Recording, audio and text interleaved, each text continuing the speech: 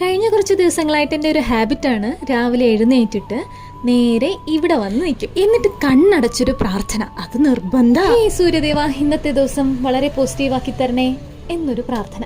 Positive ആവാൻ നീ കൂടെ വിചാരിക്കണം എന്നാണ് സൂര്യദേവൻ പലപ്പോഴും തരാറുള്ള മറുപടി.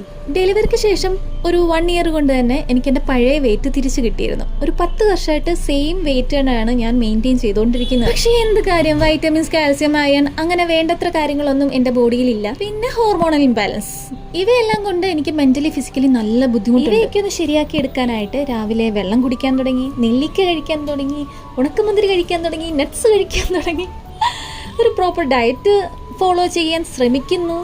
പിന്നെ ഒരു 20 മിനിറ്റ്സ് എങ്കിലും വർക്കൗട്ട് ചെയ്യണമെന്ന് ആഗ്രഹമുണ്ട്.